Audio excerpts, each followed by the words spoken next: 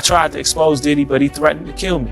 I know all of Diddy's secrets. I even know where he buried the dead bodies, but I am not involved with Diddy. Benny Siegel was the shit.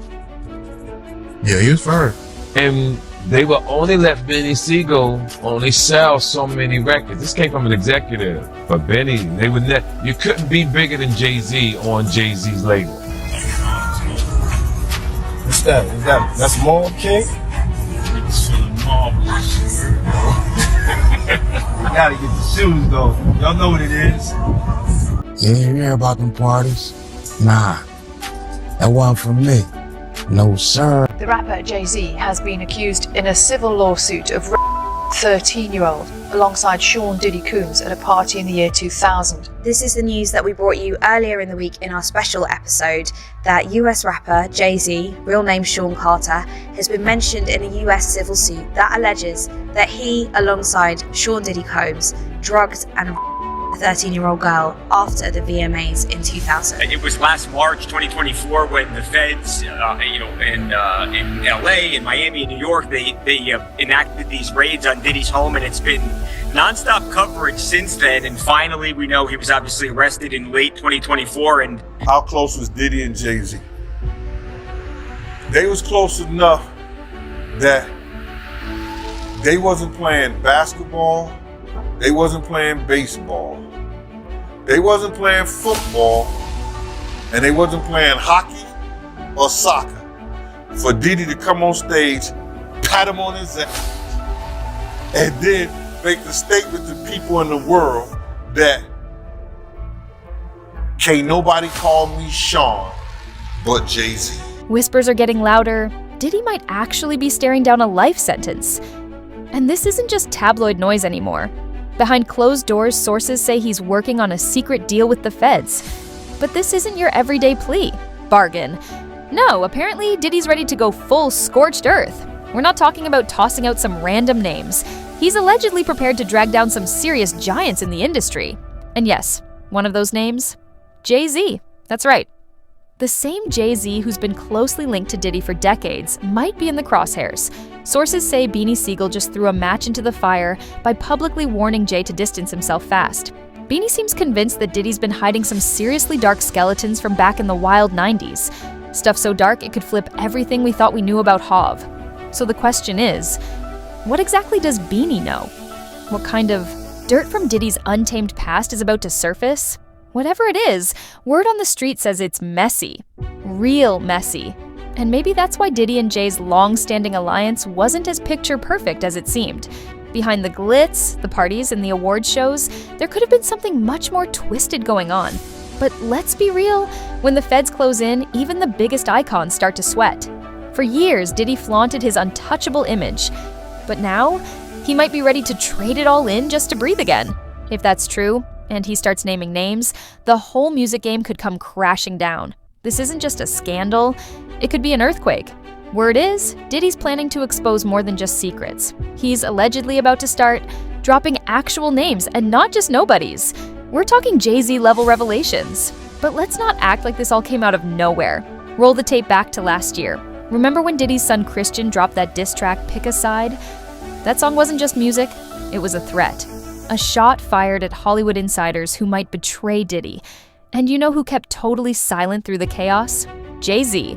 Now, there's a lawsuit from someone listed as Jane Doe, claiming that both Jay-Z and Diddy assaulted her during a house party after the 2000 MTV VMAs, a party attended by none other than Jennifer Lopez.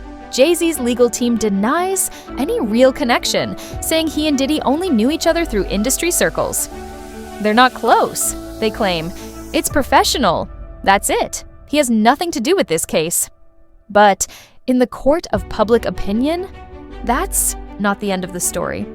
For me to even allow myself to get tricked into being in a space to where I feel like, I'm at the mercy of some who don't understand me as an artist anyway, because if you just get this message, it's way too late. For real, I'm gonna drop so much on y'all. You're gonna love. Not only did Jay-Z stay silent, He made his distance loud and clear by having his attorney, Alex Spiro, come forward and claim that he and Diddy were never all that close. And apparently that set Diddy off the edge because multiple sources now say he completely lost it and is ready to torch every bridge he's ever built just to save himself, pulling down whoever he has to in the process, which brings us straight to Beanie Siegel, the one man warning Jay to vanish before it all explodes. And why? Because Beanie knows how Jay operates when things start to fall apart. Back in the Rockefeller Records era, Beanie had Jay's back through everything. He dropped bars, took hits, and even did jail time for the cause, but when the pressure got real and the legal heat closed in, Jay left him behind without a second glance. Right now I'm facing weapons violation, attempted.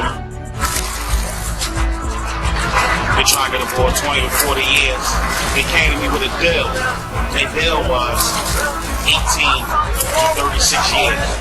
Of course I turned it down. I thought this was America, people.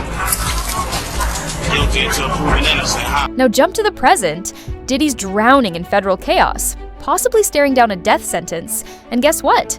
Jay-Z's nowhere to be found, not a word, no support, just silence, exactly like how he treated Beanie back in the day.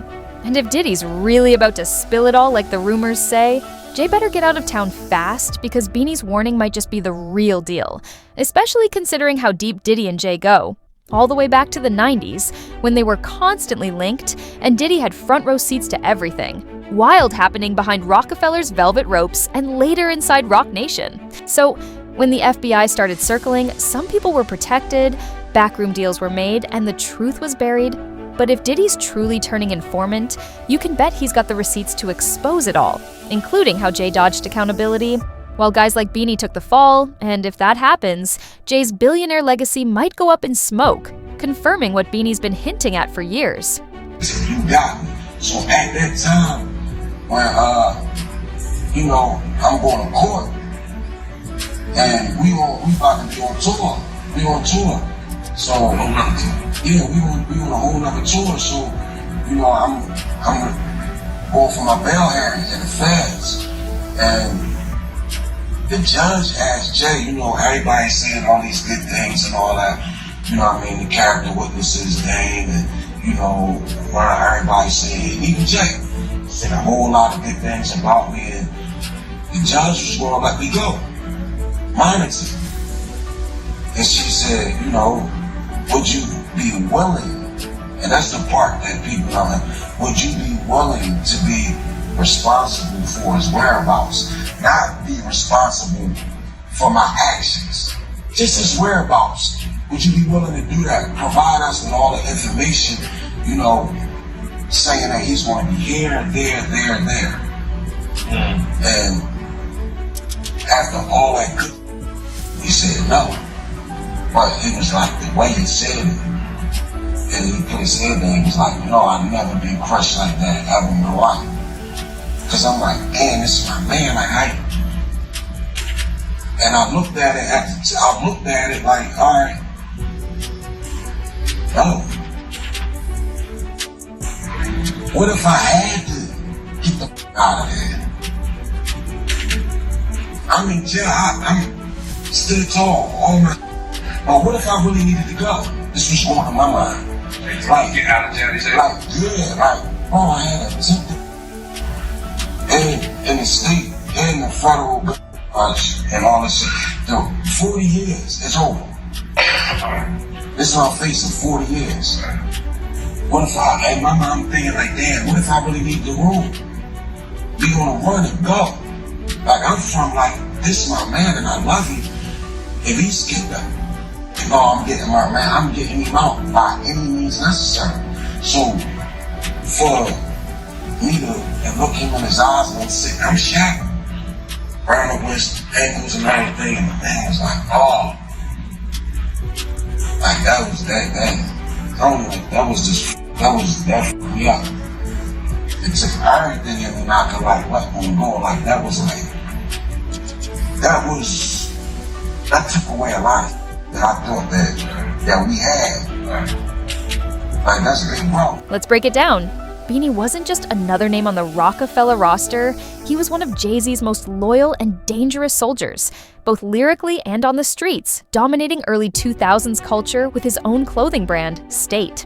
Property, and even starring in films, the man had the streets on lock. He wasn't just part of the movement. He was the movement, but everything started unraveling fast in 2004 as tension between Jay-Z and Dame Dash turned into a behind-the-scenes power war that began ripping Rockefeller apart from within, and Beanie was stuck in the middle, still loyal, but now exposed and at risk, caught between two giants fighting for control. So if Diddy really plans to blow the lid off everything, it's not just about his own battle against the system, it's about exposing who actually paid the real price for building those billion-dollar empires. Because at the heart of the original Rockefeller fallout was Beanie Siegel's downfall. Even though he stayed true to both Jay-Z and Dame Dash, everything changed when Jay struck his solo deal with Def Jam. And that's when Beanie started getting pushed out, no longer treated like family, but as a liability. One day, part of the inner circle, the next day, completely frozen out. Yeah, 5 in the morning, caught a flat. We caught a flat in Dame's van on the turnpike. We gotta wait for the spare to come. We gotta go wait. I gotta get suited up, booted up. And you know, he is our brother, so we'll be there to support him. Physical rights, we are family. It's a very disturbing incident of physical violence. But what it is it actually matches up, almost word for word, with the complaint that was filed by Cassandra Ventura. I want to bring in right now Tracy Walder, former CIA and FBI agent, frequent contributor here on Sidebar, and also national security contributor here on News Nation. Tracy, your immediate reaction to seeing this, because it is absolutely gut-wrenching and incredibly disturbing to see, in my opinion. What do you think? I could not agree with you more. It was shocking, quite frankly. It's not that I ever dismissed any of Miss Ventura's claims. I always have believed her and her claims. I suspect this video was probably used in terms of her bringing up that initial case. I'm also shocked, though, that there's not additional criminal charges as well. This is extremely severe, goes on for such a period of time, and she was clearly very much injured. It is just appalling to watch. While Jay-Z climbed the ladder of success, he left behind one of his original soldiers, Beanie Siegel. Without a shred of support, no loyalty, no legal help, not even a single word. And as Jay polished his image in corporate boardrooms, Beanie was left out in the cold, struggling alone. And Beanie's made it clear in interviews he felt betrayed, abandoned, and used by the same man he once rode for. So this isn't gossip, it's firsthand pain, and that silence. It hit deep for a man who fought on Rockefeller's front lines, starred in their films, pushed their gear, and helped make the label iconic, while Dame Dash, on the other hand, was still showing up. Standing tall at Beanie's court hearings, making noise, showing the world that Beanie wasn't completely alone, even as the empire around them crumbled. So when Beanie tells Jay to move now that Diddy's naming names, he's not just talking reckless, he's speaking from pain, from scars, from watching too many snakes shed their skins over the years. And if Diddy really does expose it all, that betrayal could finally be laid bare for everyone to see. Because while Beanie faced serious legal heat, Jay was acting like life was perfect, dropping the Black Album and pulling the old "I'm retiring" move, only to bounce back a few months later like nothing ever happened. Meanwhile, Rockefeller was imploding by 2005, Dame and Biggs went their own way, Jay took over Def Jam, and Beanie, he was left to pick up the pieces, dropping his third album, The Be Coming, an incredible project packed with raw pain, introspection, and bars. But most of it was made while he was knee-deep in court drama and legal pressure, and despite the project's brilliance, it barely got the attention it deserved, because Jay made zero effort to back it up. And as Jay's status rose, Beanie became irrelevant, just another name forgotten in the dust. And the truth is, Jay didn't just walk away, he called in people, and all Beanie ever wanted was for folks to understand they were being added to a hit list of betrayal, long before he even saw it coming. Jay really call up them people. Just need to know to add them to the infested extermination list. Listen, Before I even got there to the building, you gotta understand this. It's all documented. This year's Powerhouse, Jay came last year. In the Philadelphia Daily News, the day after the Powerhouse, they had an article. And I didn't even go to the Powerhouse last year. Had an article in it. Inside sources say Jay-Z beefs up security and threat that retaliation from Beanie Siegel for dropping him from the label. This was in the newspaper. It's in the paper. It's public record.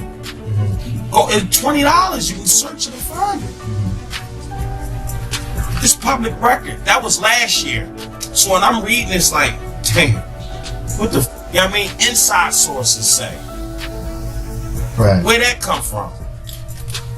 I ain't never see the Powerhouse where they got boot cops walking around with K9s and all that shit.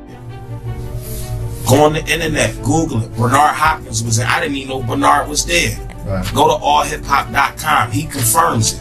So there you are, just like the song says. Yeah, because what happened was, I stood right in the, and because they made sweeps. When I came in the building and people was going in the back and all that where the dressing rooms was at, we was standing in the back, me and my peoples or whatever. We come out with 5 bodyguards. What's up, C? No, what's going on? Damn, what's up? What you doing? Move back there, Jay. Come on, let's go back there. And you keep on moving the conversation. You don't want to go back there. Your bodyguard's there, and I don't got no, you know what I mean, pass. He was like, man, you need to come holler at the big hump. Man, dude, don't f with me. I ain't going back there. And that's what I told him. Big homie, don't f with me. While Jay-Z climbed the ladder of success, he left behind one of his original soldiers, Beanie Siegel, without a shred of support, no loyalty, no legal help, not even a single word, and as Jay polished his image in corporate boardrooms, Beanie was left out in the cold, struggling alone, and Beanie's made it clear in interviews. He felt betrayed, abandoned, and used by the same man he once rode for. So this isn't gossip, it's firsthand pain.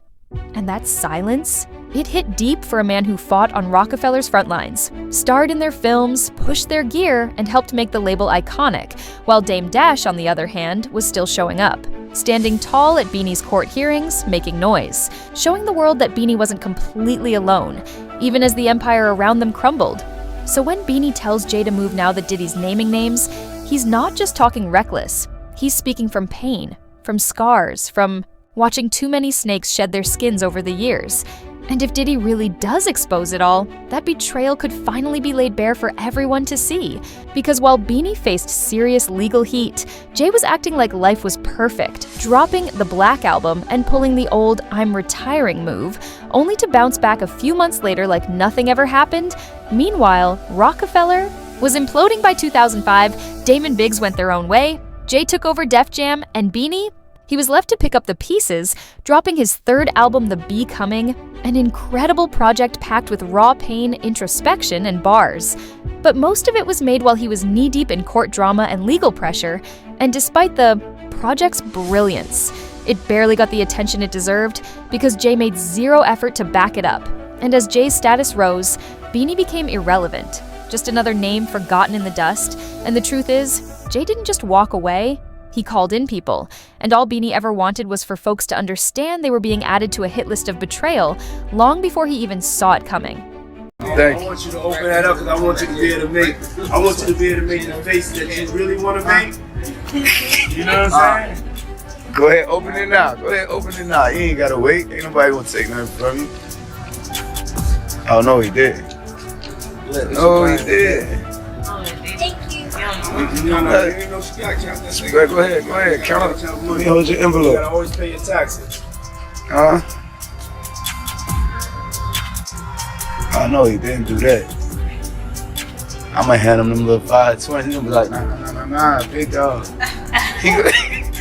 Uncle Diddy, he gonna hey. Yeah, you know. $1,000.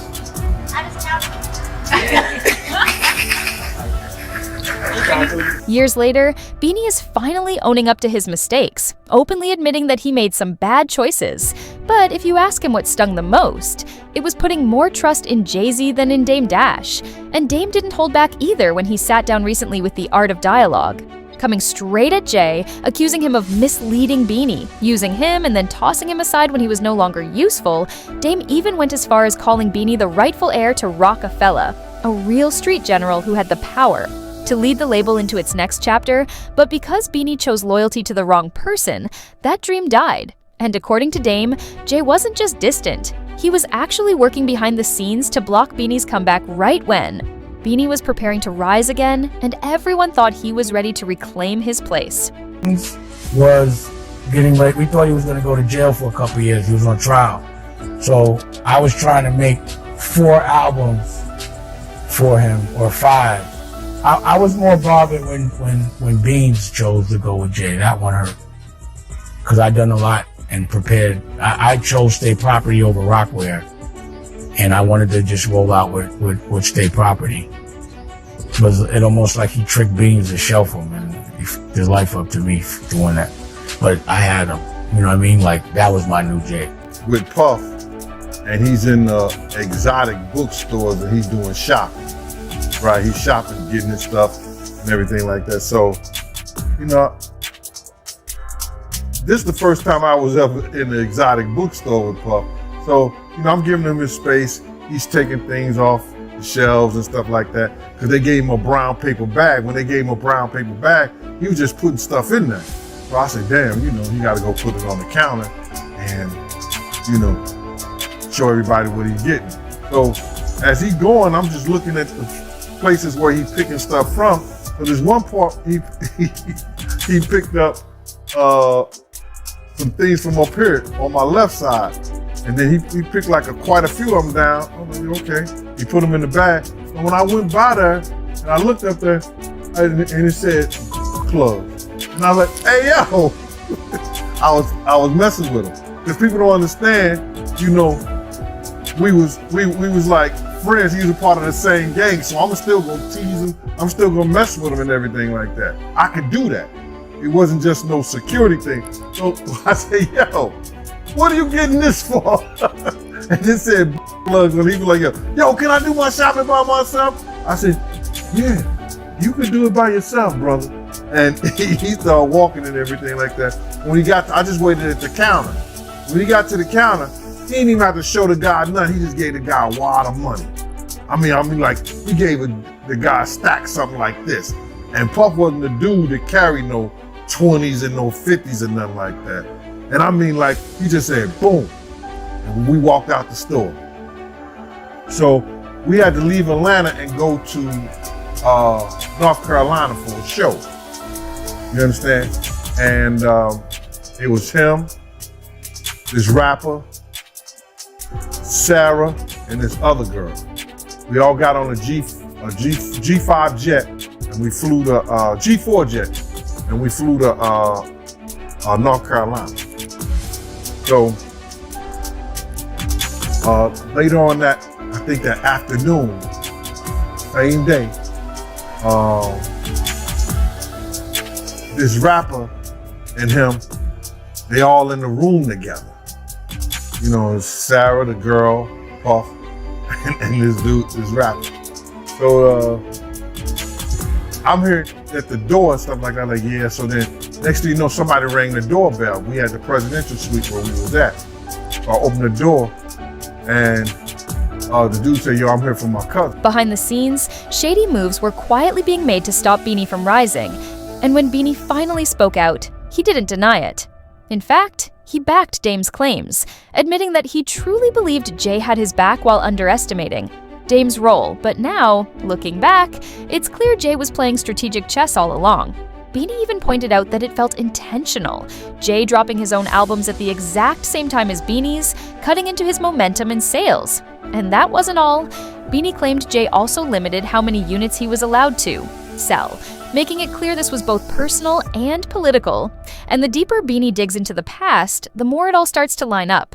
And he's not just shifting blame, he fully owns up to his own mistakes too, including getting caught in legal troubles. But he's firm that Jay's actions weren't just coincidences, they were intentional moves in a bigger game. And now, with the streets buzzing over rumors that Diddy's about to spill everything, fans are connecting dots they never noticed before.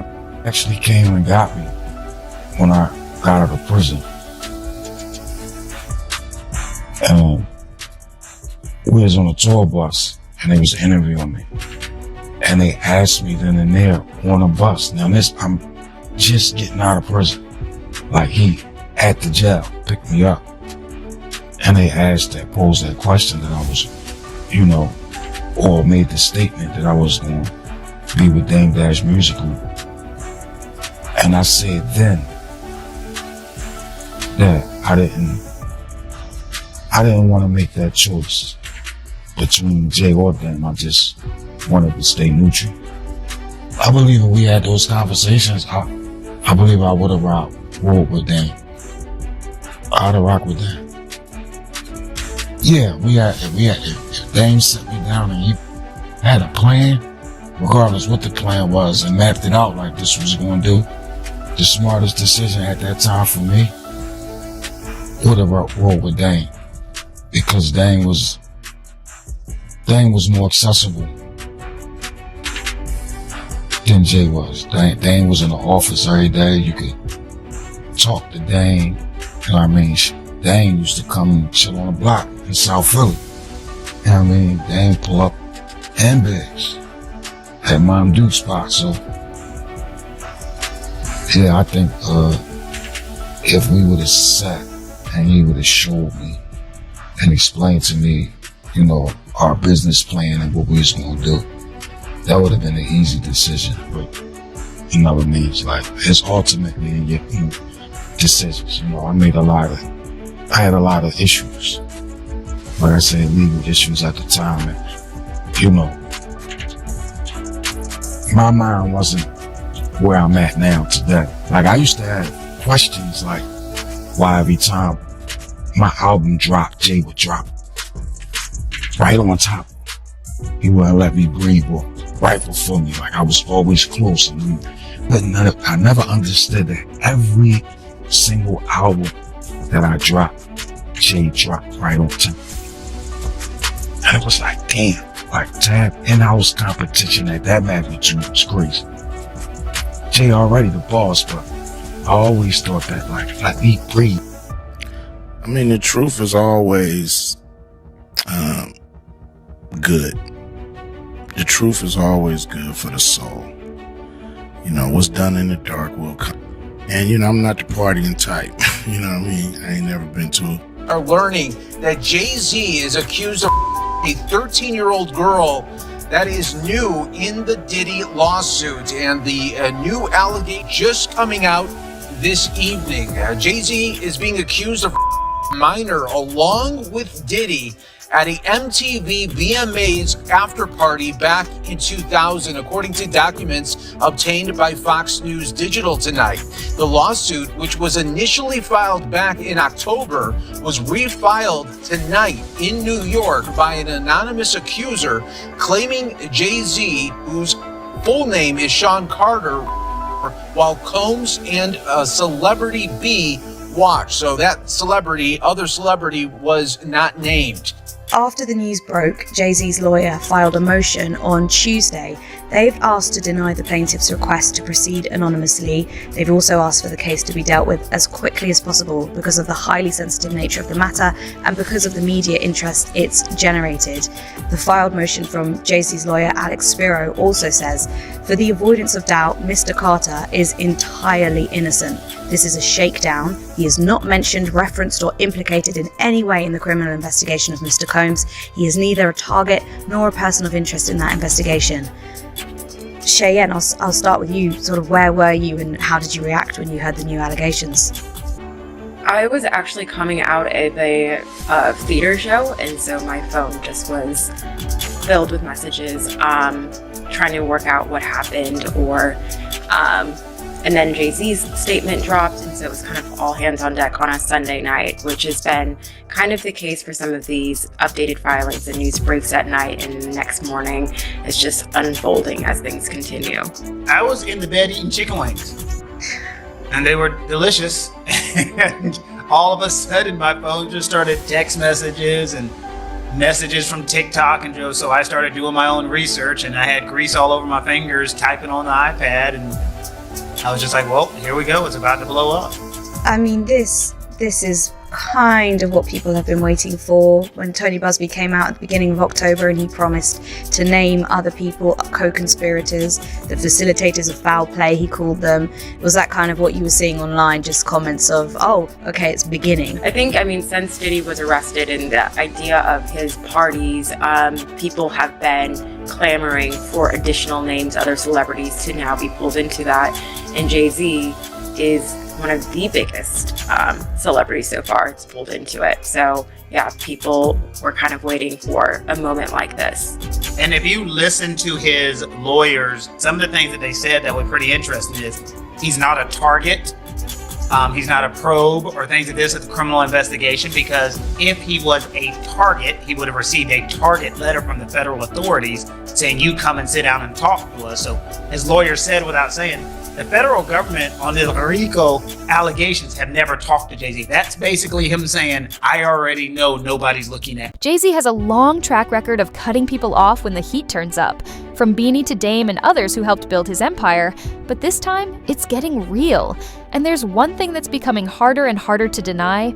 Jay follows a pattern, and if Diddy truly starts dropping names, no one knows what kind of skeletons could come crashing out of that polished closet. Jay's clean-cut public image might be the next to shatter, which raises the big question: are all those past betrayals finally catching up to him? And just how deep does this Diddy situation really go? So let's break it down together. Drop your thoughts in the comments, hit that like button, and make sure to share this with someone who needs to hear it, because what's coming next might change everything.